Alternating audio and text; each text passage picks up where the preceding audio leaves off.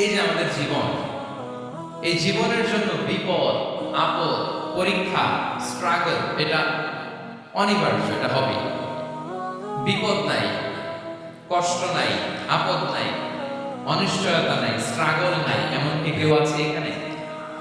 কেউ কি হাত তুলে বলতে পারবেন যে আমার জীবনে কোনো বিপদ নাই, অথবা আমার জীবনে কোনো দুঃখ নাই, কষ্ট নাই, কোনো স্ট্রাগল নাই, কোনো রিস্ক নাই? এরকম সৌভাগ্যবান কেউ আছেন এখানে?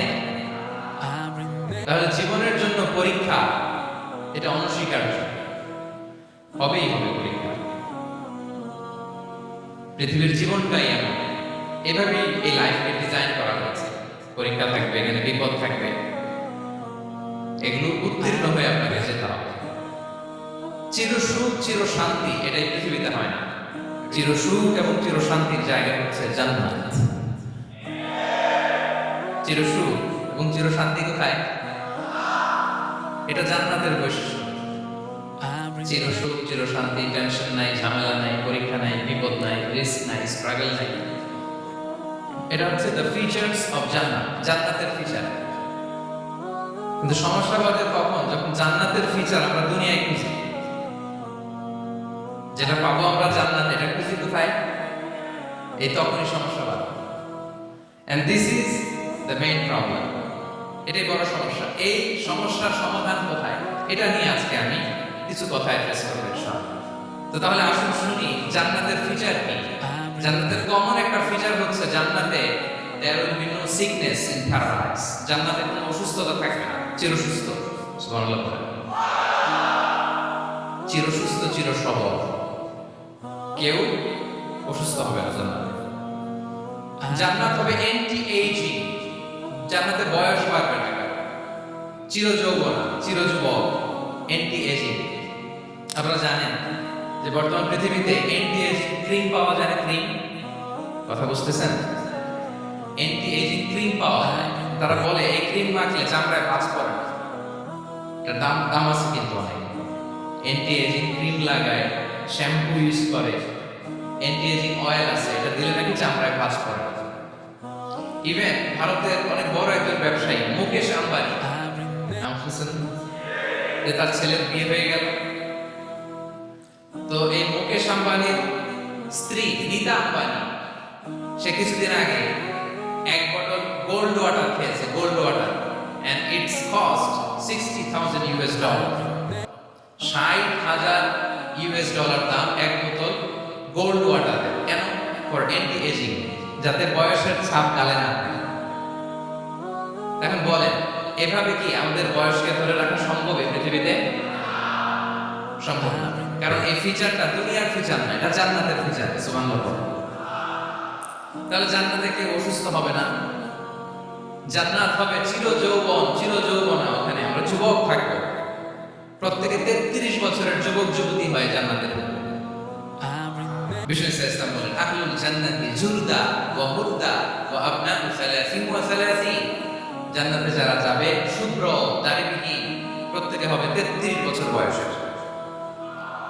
ওই যে 33 বছর বয়সে একবার ঢুকলেন আর বয়স লাগবে, ওইটাই চিরকাল ওই বয়স পাবে।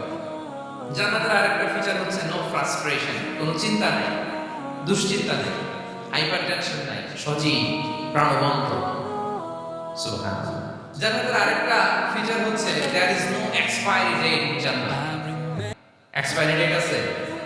জান্নাতে যে ঢুকবো 7 দিনের জন্য চেক ইন, নাকি চেক ইন কয় দিনের জন্য? 7 দিন 10 দিন করে চেক আউট করে ফেলবে, এরকম নো এক্সপায়ারি ডেট।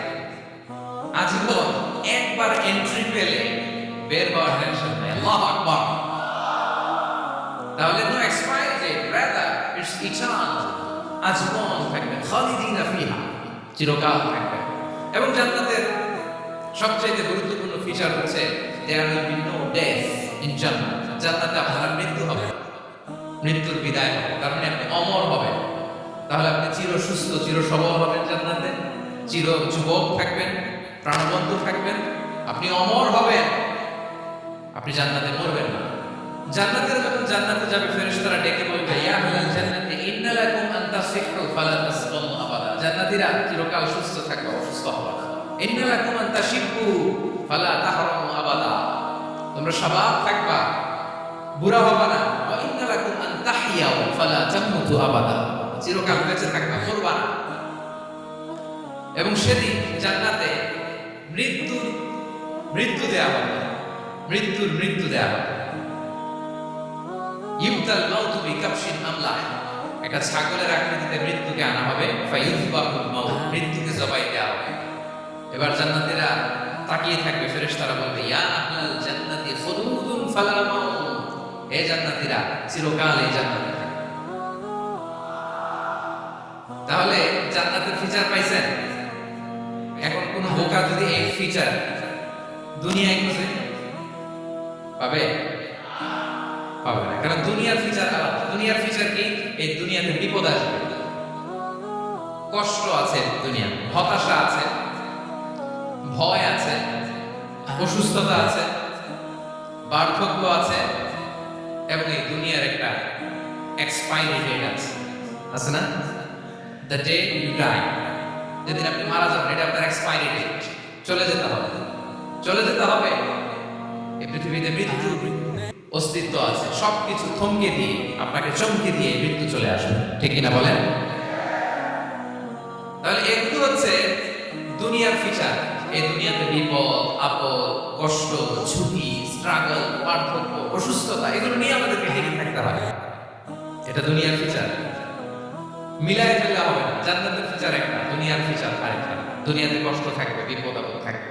এই দুনিয়ার ফিচারটা আল্লাহ তাআলা কোরআনের একটা আয়াতে খুব চমৎকার ভাবে উল্লেখ করেছেন, সেটা দিয়েই আমি আলোচনা শুরু করেছি। আল্লাহ তাআলা ইরশাদ করেছেন ওয়ালা নাবলুওয়ান্নাকুম বিশাইইন মিনাল খাউফি ওয়াল জু'i ওয়া নাকসিন মিনাল আমওয়ালি ওয়াল আনফুসি ওয়াস সামারাত ওয়া বাশশিরিস সাবিরিন। আল্লাহ তাআলা বলেছেন অবশ্যই আমি তোমাদেরকে পরীক্ষা করব, ভয় দিয়ে, ক্ষুধা দিয়ে, সম্পদের ঘাটতি দিয়ে, আতঙ্ক দিয়ে, প্রাণনাশ দিয়ে, ফল ফসলের হানি দিয়ে পরীক্ষা করবে। কিন্তু এই পরীক্ষায় যারা উত্তীর্ণ হবে, যারা সবর ইখতিয়ার করবে, ওয়াবাশশিরিস সাবিরিন, ধৈর্যশীলদের জন্যই হচ্ছে সুসংবাদ। আলহামদুলিল্লাহ পড়ে। তাহলে সম্মানিত সুধী, আমরা বুঝতে পারলাম এই পৃথিবীর ফিচার হচ্ছে এখানে বিপদ থাকবে, বিপদ ছাড়া কেউ থাকবে না, স্ট্রাগল থাকবে, কষ্ট থাকবে, ঝুঁকি থাকবে, রিস্ক থাকবে, এবং নানা ধরনের বিপদ আপদ দিয়ে আল্লাহ তাআলা আমাদেরকে পরীক্ষা করবেন। এটা মাস্ট, এটা আমাদের মাইন্ডসেটে নিয়ে নিতে হবে। মাইন্ডসেটে এটা ক্লিয়ার থাকতে হবে। চিরসুখ চিরশান্তি এই দুনিয়াতে মিলবে, কোথায় মিলবে তাহলে? এটা তাহলে বিপদ আসবে, আপদ আসবে, পরীক্ষা থাকবেই আমাদের জীবনে। তবে ইন্টারেস্টিংলি মজার বিষয় হচ্ছে পরীক্ষাটা এক একজনের এক এক রকম। পুরো পৃথিবীটা একটা পরীক্ষা ক্ষেত্র, কিন্তু কারো প্রশ্নপত্রের সাথে কারো প্রশ্নপত্রের কোনো মিল নেই।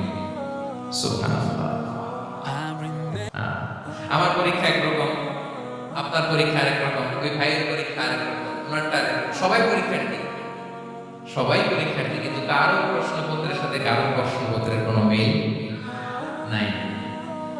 কারো জন্য পরীক্ষা হচ্ছে সে খুব অসুস্থ, প্রচন্ড অসুস্থতা, তার জন্য পরীক্ষা। ক্যান্সারের রোগী, দুরারোগ্য ব্যাধি, ডক্টর বলছে 4th স্টেজে চলে আসছে, কয়েক মাস বাঁচতে পারে, এটা তার জন্য পরীক্ষা। আবার কারো দেখবেন যে খুব একটা অসুস্থতা নেই, অসুস্থতার ঝামেলা নাই, কিন্তু তার দারিদ্রতা আছে, তার আর্থিক অনটন, এটা তার জন্য পরীক্ষা। আবার কারো দেখবেন অসুস্থতাও নাই, দারিদ্রতাও নাই, তার দাম্পত্য জীবনের সমস্যা আছে না? অনেকে দেখবেন এগুলো কোনোটাই সমস্যা না, তার ছেলে কথা শুনে না, মাদকাসক্ত, রিহ্যাবে পাঠায়, আবার আসে, আবার গাঁজা খাওয়া শুরু করে, আছে না নাই বলেন? দেখেন তার পরীক্ষাটা আবার আলাদা।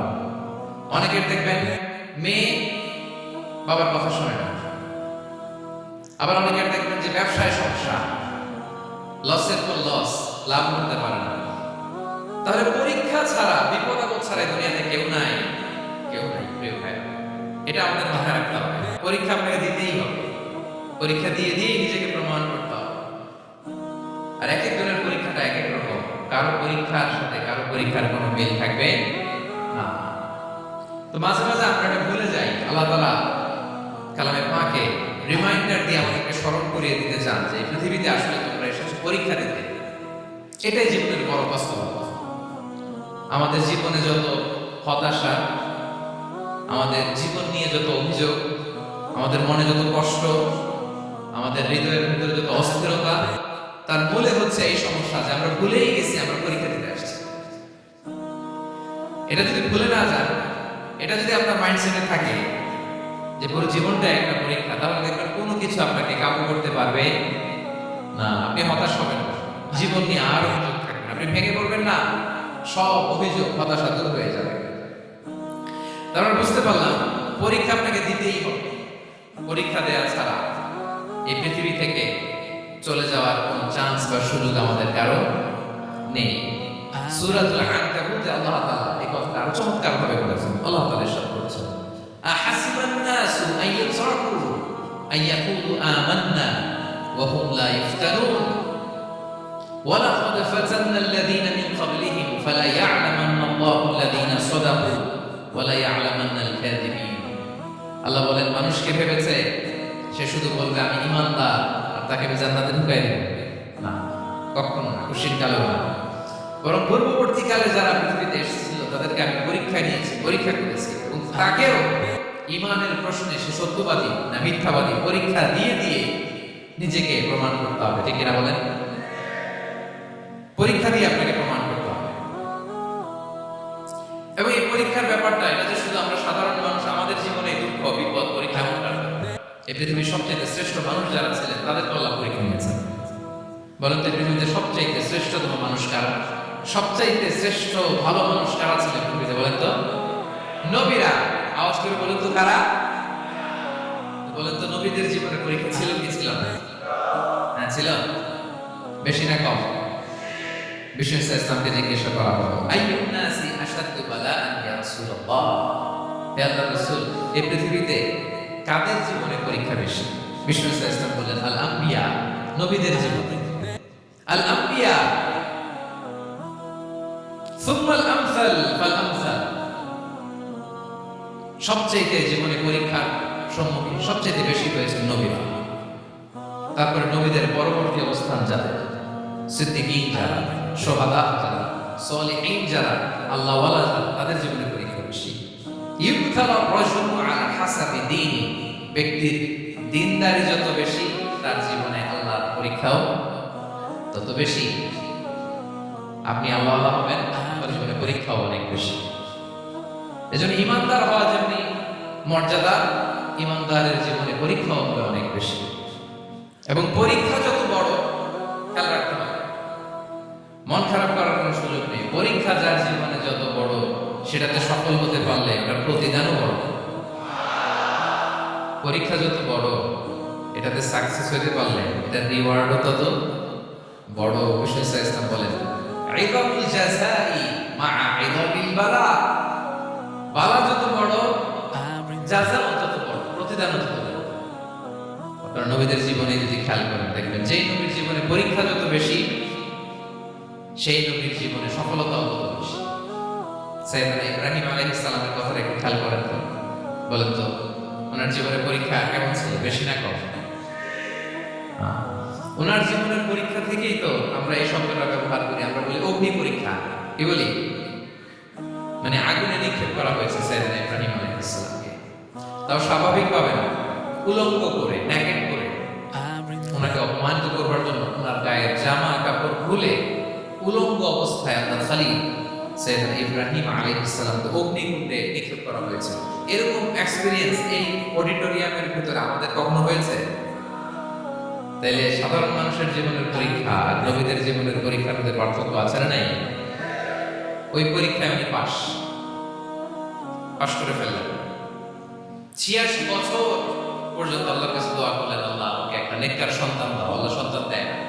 86 বছর পরে আল্লাহ তাআলা সাইয়েদনা ইব্রাহিম আলাইহিস সালাম এবং হাজারের ঘরকে উজালা করে সন্তান দিলেন।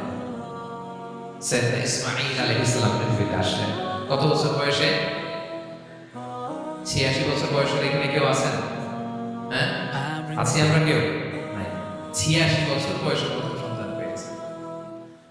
তাদের ঘরকে উজালা করে আল্লাহ নবী সাইয়েদনা ইসমাঈল আলাইহিস সালাম আসলেন। এবার আল্লাহ বললেন, যাও স্ত্রীকে আর এই কলিজার টুকরা সন্তানকে, থাকো তো প্যালেস্টাইনে, প্যালেস্টাইন থেকে ১,৫০০ কিলোমিটার দূর দ্য ব্যারেন ল্যান্ড, ওই মক্কার ধুধুমরু প্রান্তরে রেখে আসো, যেখানে কেউ নাই, মানুষ নাই, গাছ নাই, পাখি নাই, পানি নাই, যাও রেখে আসো।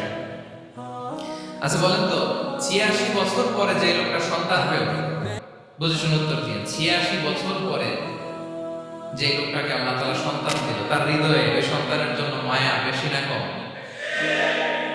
এমনি তো আমাদের প্রথম সন্তান, আমাদের প্রথম সন্তানের স্ত্রীটা একটু খেয়াল করেন তো, প্রথম আমাদের যে মেয়ে হয়েছিল বা যাদের ছেলে হয়েছিল, তার প্রতি আদর, সোহাগ, দরদ, ভালোবাসা আল্লাহ কত ছিল। আর ৮৬ বছর বয়স আল্লাহ তাআলা ওনাকে সন্তান দিলেন, দিয়ে বললেন, যাও হাজারকে আর ইসমাঈলকে মক্কার ধুধুমরু প্রান্তরে রেখে আসো। আল্লাহ তাআলা বলতে দেরি, চলে যেতে দেরি নেই, মুহূর্তে রওনা হয়ে গেল। সুবহানাল্লাহ। রেখে আসলেন মক্কার ধুধুমরু প্রান্তরে। এবার আল্লাহ বললেন, যাও রিটার্ন ব্যাক টু প্যালেস্টাইন, প্যালেস্টাইনে চলে যাও। চলে গেল, হৃদয়টা ভেঙে খান। অনেক বছর পরে আল্লাহ তাআলা আবার অনুমতি দিলেন, যাও এবার ছেলেকে দেখে আসতে পারো, যাও প্যালেস্টাইন থেকে আবার মক্কায় যাও। সাইয়েদনা ইব্রাহিম আলাইহিস সালাম প্যালেস্টাইন থেকে আবার ১,৫০০ কিলোমিটার পথ পাড়ি দিয়ে, এখনকার মতো ফ্লাইটে যায় না, গাড়িতেও না, উঠে কিসে করে। উনি যে কতবার মক্কা থেকে ফিলিস্তিন এসেছেন আর গিয়েছেন ইয়ত্তা নেই, গেলেন। এবার ছেলেটা হাঁটতে পারে, দৌড়াতে পারে, একটু একটু কথা বলতে পারে, আব্বু আব্বু ডাকতে পারে। কেমন মায়া লাগে বলেন তো? মায়া ভালোবাসায় যখন টইটম্বুর, ঠিক ওই মুহূর্তে আল্লাহ বলেন, ছেলেকে জবাই করো, জবাই করো ছেলে। আল্লাহ তাআলা বলতে দেরি করেছেন, আল্লাহর আদেশ পালনে ১ সেকেন্ডও তিনি দেরি করেন নাই। ছুরি চালালেন, জান্নাত থেকে দুম্বা নিয়ে আসা। এভাবে আল্লাহর নবী ইব্রাহিম আলাইহিস সালাম ওনার জীবনের প্রতিটি ক্ষেত্রে যেখানে আল্লাহ তাআলা ওনাকে পরীক্ষা নিয়েছেন, উত্তীর্ণ হয়েছেন। এবং দেখেন ওনাকে আল্লাহ তাআলা কি উপহার দিলেন, আল্লাহ তাআলা ওনাকে খলিলুল্লাহ উপাধি দিলেন, আল্লাহর বন্ধু। সুবহানাল্লাহ। আল্লাহ তাআলা বলছেন, ওয়া ইযি বিতালা ইব্রাহিম রাব্বুহু বিকালিমাতিন ফাআতাম্মাহু ক্বালা ইন্নী জাঈলুকা লিন-নাসি ইমামা। আল্লাহ অনেক পরীক্ষা নিয়েছিলেন সাইয়েদনা ইব্রাহিম আলাইহিস সালাম, প্রতিটা পরীক্ষায় সাকসেসফুলি পাস করেছেন, গোল্ডেন এ প্লাস। আল্লাহ বলেন, ইন্নী জাঈলুকা লিন-নাসি ইমামা, I'm gonna make you the leader for the entire human being. I'm gonna appoint you as a leader for the entire universe. গোটা বিশ্বের জন্য, গোটা মানবতার জন্য আমি তোমাকে লিডার বানাই দেব।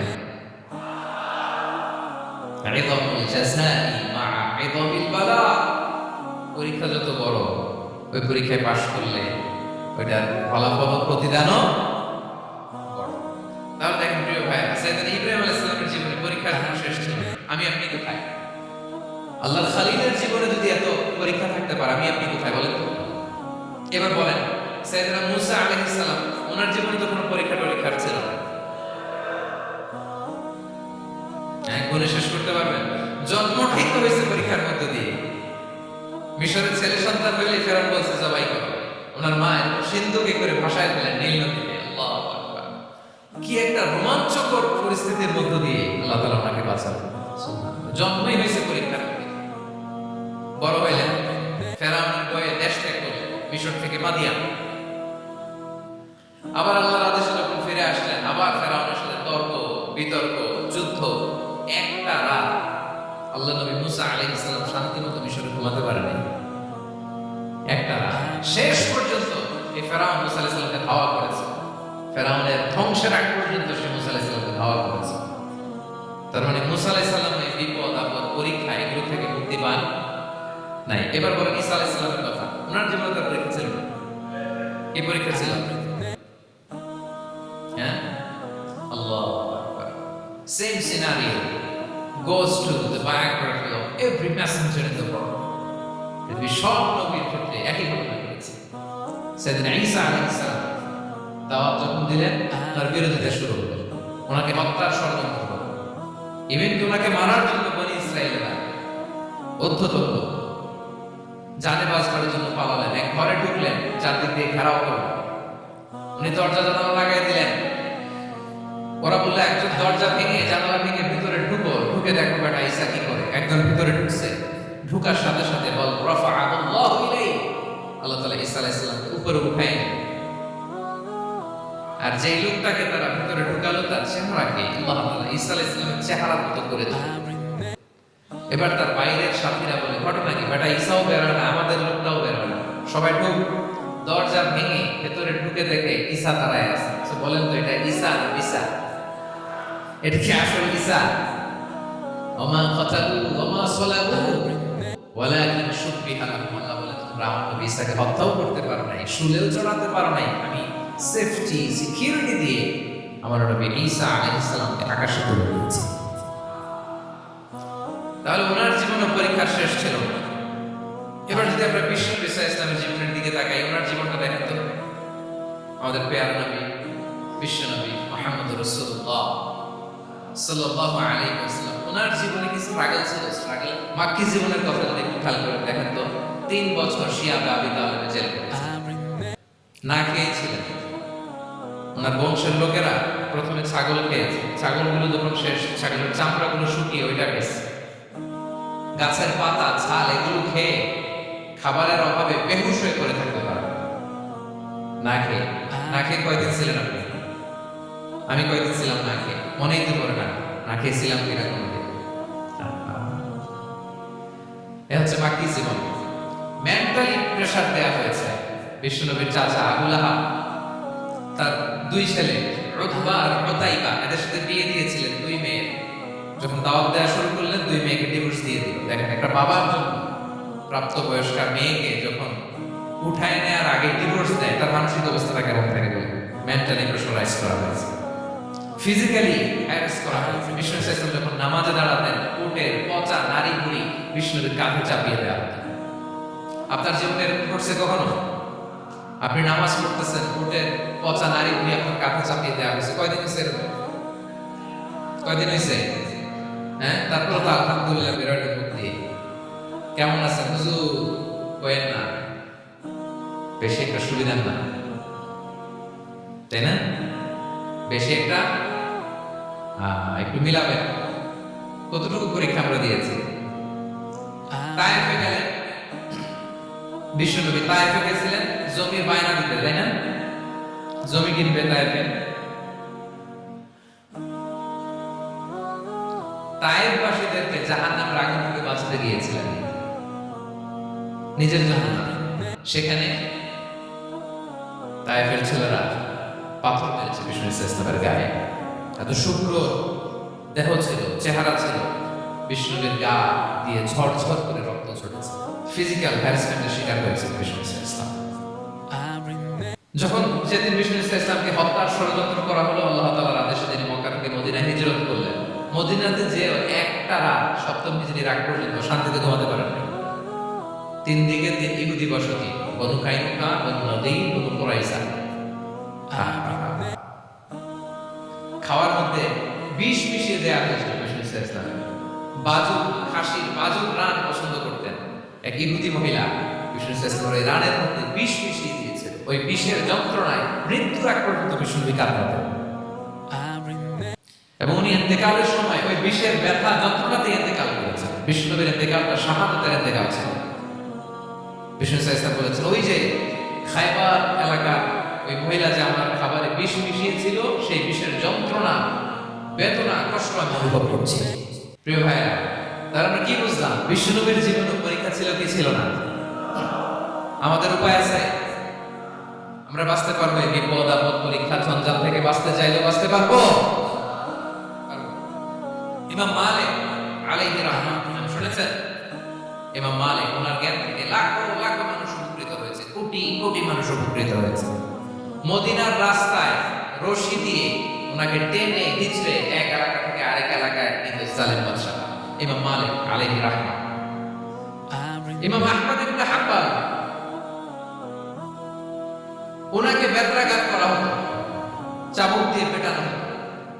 আমাদের মাযহাবের ইমাম আল ইমাম আল আ'যম আবু হানিফা আলাইহি রাহমাত, ওনাকে কারাবন্দী করা হয়েছে।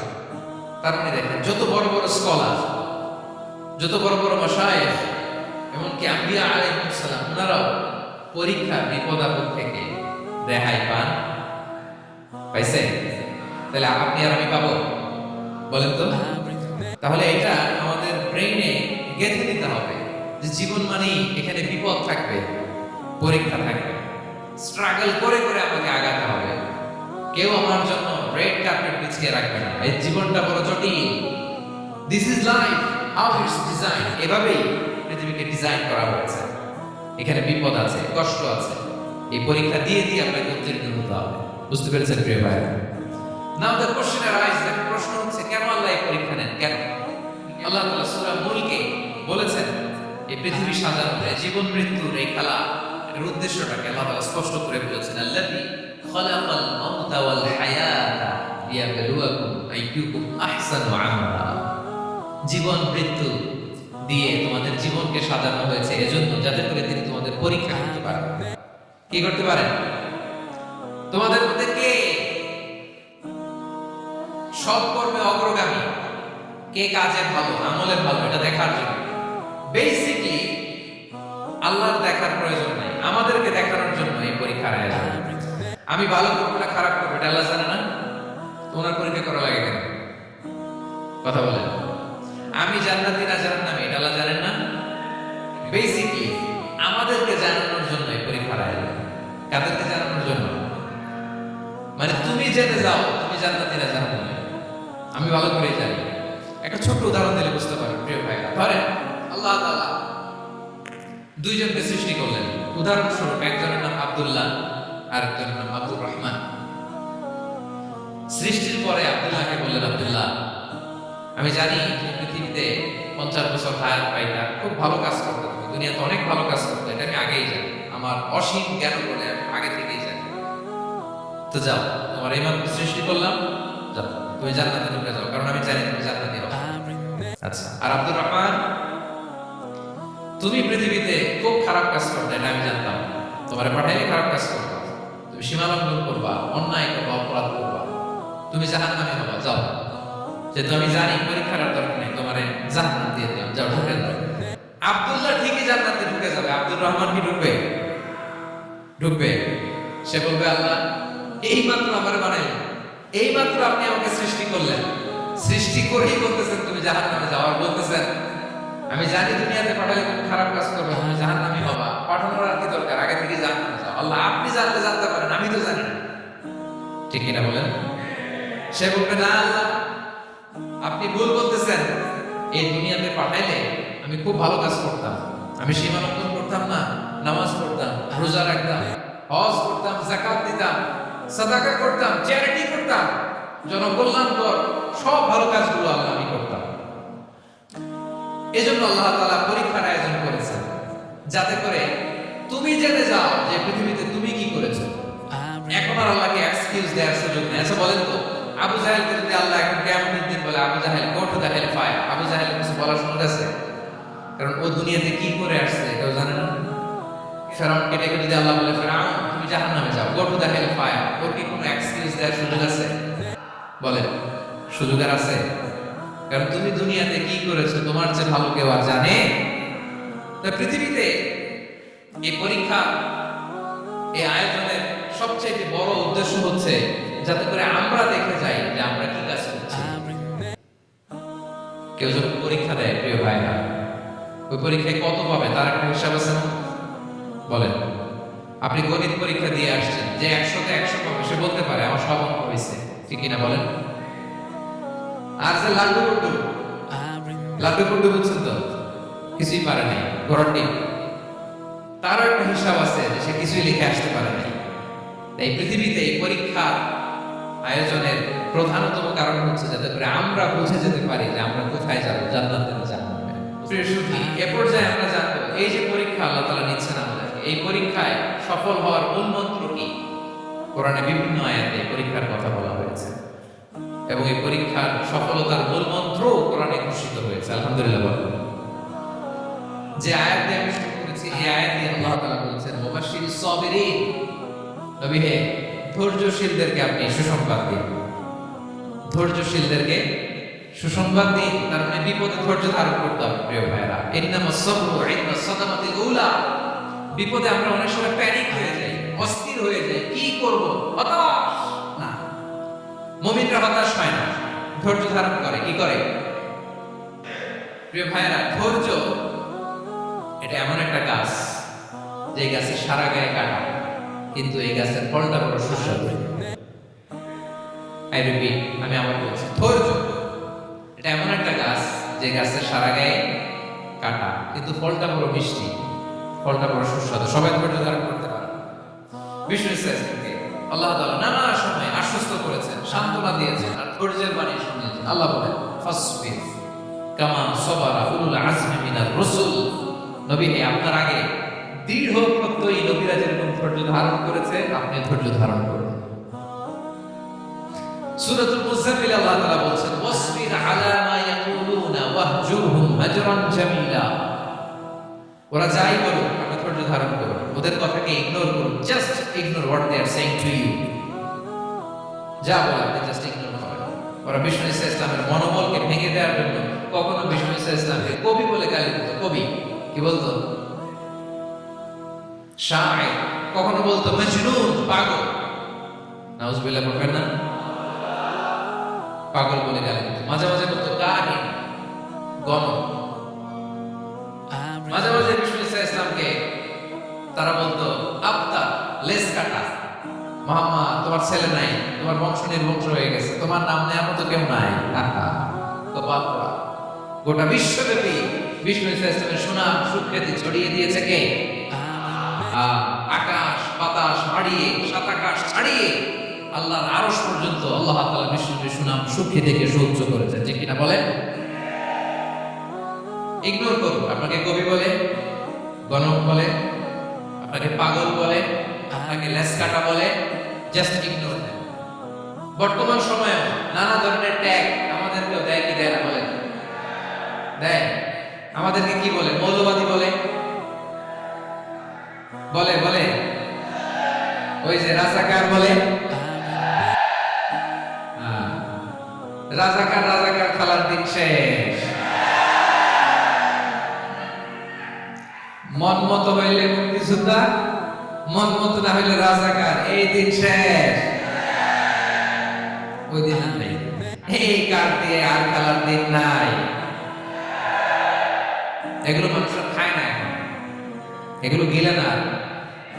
সাধারণ মানুষ বড্ড সচেতন।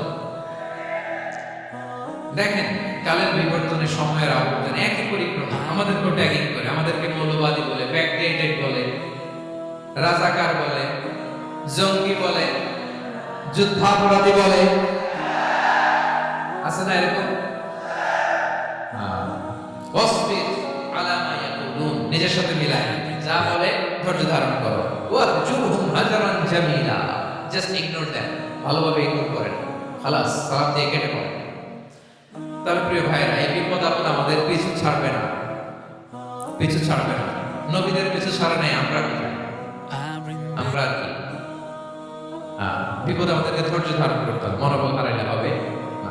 দেখেন বিষ্ণুনবী কিভাবে আপনাদেরকে সান্ত্বনা দেন। বিষ্ণুনবী বলেন, আজাবান লিআমরিল মুমিন, মুমিনের ব্যাপারটা বড় আশ্চর্যজনক। ফাইন্না আমরাহু কুল্লাহু লাহু খাইর, মুমিনের জীবনে যা ঘটে সবটাই খাইর, সবটাই কল্যাণ। ইন আসাবাতহু সাররাউ শাকার ফাকানা খাইরান লাহু ওয়া ইন আসাবাতহু দাররাউ সাবারা ফাকানা খাইরান লাহু। মুমিনের জীবনে যদি সুখ আসে, তাহলে মুমিন শুকরগুজার হয়, এটা তার জন্য ভালো। আর যদি মুমিন জীবনে দুঃখ আসে, তাহলে সে সবর ইখতিয়ার করে, এটাও তার জন্য ভালো। সুবহানাল্লাহ। তাহলে দেখেন, আমরা হয় সুখে থাকি, নয় দুঃখে থাকি, ঠিক কিনা বলেন? তাহলে সুখের সময় আমরা শুকর করি, কি করি?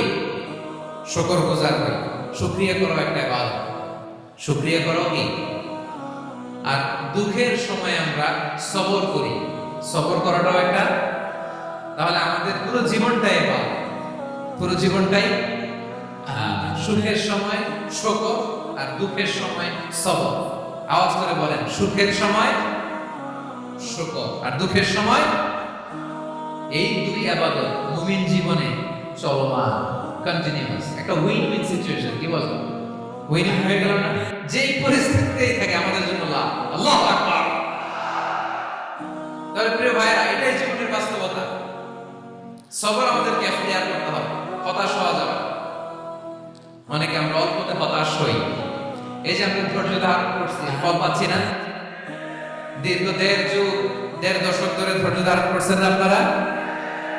এখন মুক্তি, স্বাধীনতা, বিজয় এনে দিয়েছে কে? ধৈর্য ধারণ। ধৈর্যের যে ফলাফল, এটা বড় মিষ্টি। ধৈর্য এমন একটা গাছ, এই গাছের সারা গায়ে কাটা, কিন্তু এর ফলটা বড় সুস্বাদু, এর ফলটা বড় মিষ্টি। ধৈর্য ধারণ করার অভ্যাস করতে হবে প্রিয় ভাই। মুমিন হতাশ হয় না, হাল ছেড়ে দেয় না। মুমিন ভরসা রাখে একজনের উপর, তিনি কে?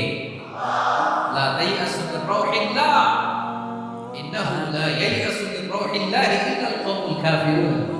আল্লাহর রহমত থেকে নিরাশ হয়ে যাবে। কাফির ছাড়া, অকৃতজ্ঞ ছাড়া কেউ আল্লাহর রহমত থেকে, আশা থেকে নিরাশ হয় না। শয়তানের সবচেয়ে বড় মিশন হলো আমাদেরকে হতাশ বানানো। এটা খেয়াল রাখবেন। শয়তানের সবচাইতে বড় মিশন কি? আমাদেরকে হতাশ করে দেয়া। হতাশ বানাইতে পারলে সে সাকসেসফুল, খুশি। কিন্তু আমরা এত সহজে হতাশ হই না।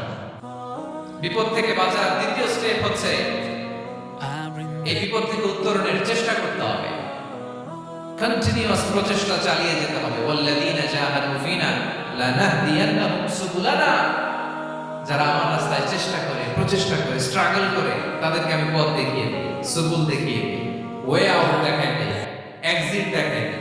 কোথাও আটকাবেন না, আপনাকে এক্সিট দেখাই দেবে কি? মালয়েশিয়াতে কেলুয়ার বলে না, কেলুয়ার কি বলে চেনেন? কেলুয়ার মানে কি? এক্সিট। এক্সিট পেয়ে যাবেন, আটকাবেন না আপনি জীবনে কোথাও। 3 নাম্বার, আল্লাহর উপর তাওয়াক্কুল করতে হবে বিপদ আসলে। ওমাইয়া তাওয়াক্কাল আলাল্লাহি ফাহুয়া হাসবুহ। আল্লাহর উপর যে তাওয়াক্কুল করে, আল্লাহই তার জন্য যথেষ্ট হয়ে যায়। তাহলে বিপদের প্রিয় ভাই, আমরা প্যানিক হব না, ধৈর্য ধারণ করব, বিপদ থেকে উত্তরণের সর্বোচ্চ প্রচেষ্টা চালিয়ে যাব, আর ভরসা রাখবো একজনের উপর, তিনি কে? আর বিপদ আসলে এটাকে নেগেটিভলি নেবেন না সবসময়। বিপদ আপদ এটা অনেক পজিটিভ, ভালো জিনিস আমাদের জীবনে বয়ে নিয়ে আসে। শাইখুল ইসলাম ইবনু তাইমিয়া আলাইহি রাহমাহ, উনি বলতেন, খুব দামি কথা, খুব হেভি ওয়েট কথা, মনোযোগ দিয়ে শুনুন। তিনি বলতেন, যে নিয়ামত তোমাকে আল্লাহ থেকে দূরে সরায়, ওই নিয়ামতের চেয়ে বিপদ ভালো, যে বিপদ তোমাকে আল্লাহর দিকে ধাবিত করে।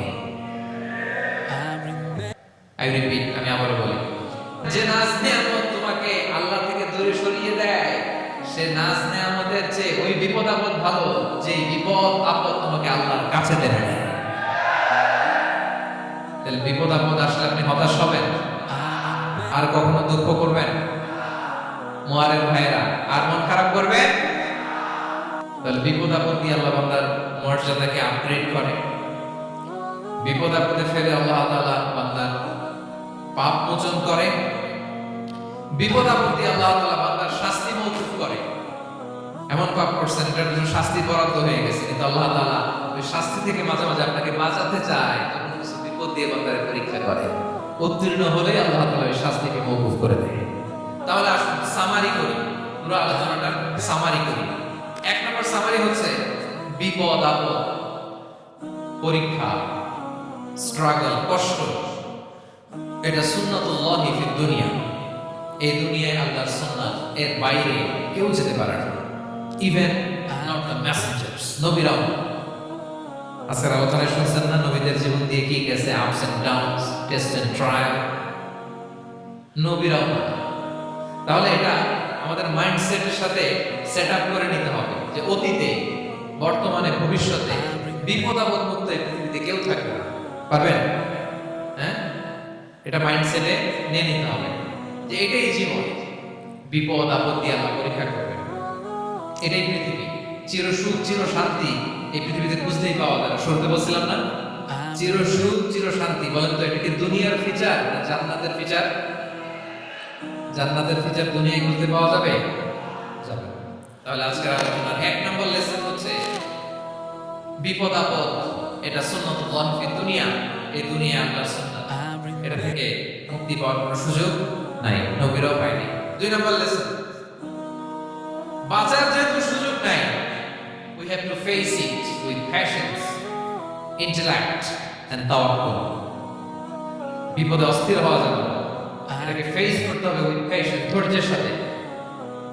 বিপদ আমরা মোকাবেলা করবো কিসের সাথে? ধৈর্য। প্যানিক হবে না, অস্থির হবে না, ধৈর্য ধারণ করবে। উইথ ইন্টেলেক্ট, আল্লাহর দেয়া তার ইন্টেলেক্ট খাটিয়ে এই বিপদ উত্তরণের সর্বোত্তকরণের চেষ্টা প্রচেষ্টা আপনার চালায় যেতে হবে। আর সবশেষে আত-তাওয়াক্কুল আলাল্লাহ, ডিপেন্ডিং অন আল্লাহ, ভরসা করবো কার উপর? আল্লাহর উপর। পারা যাবে তো?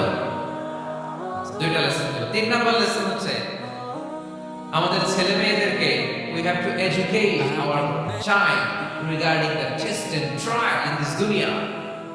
দুনিয়ার এই বিপদ আপদের ব্যাপারে আমাদের ছেলে মেয়েদেরকে শেখাতে হবে, বোঝাতে হবে। ওরা ছোট মানুষ তো অস্থির হয়ে যায়, আপু আমার সাথে কেন এমন হয়, আমারই শুধু পেন্সিল চুরি হয়, আমারই শুধু এটা হয়, আমি পরীক্ষায় খারাপ করি, আমি ব্যথা পাই, আমার এই আমার সেই। ছোট মানুষ তো বুঝে না।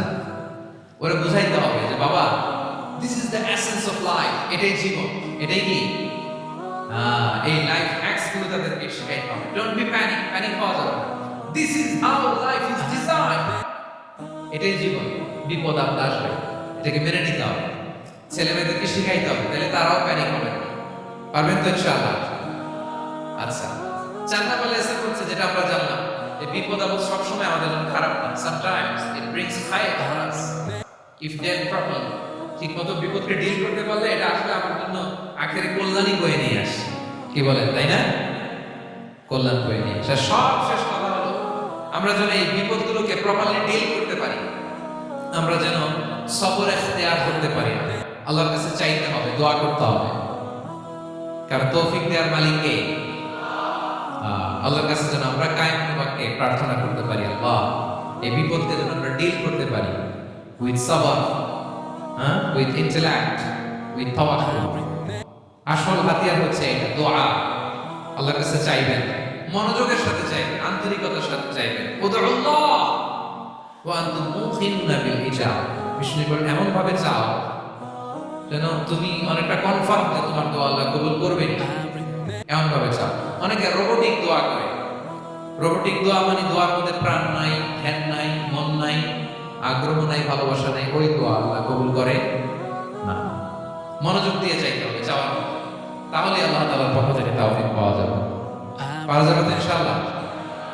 আল্লাহ তাআলা আমাদের সবাইকে বিপদে আপদে ধৈর্য ধারণ করার তৌফিক দান করুন।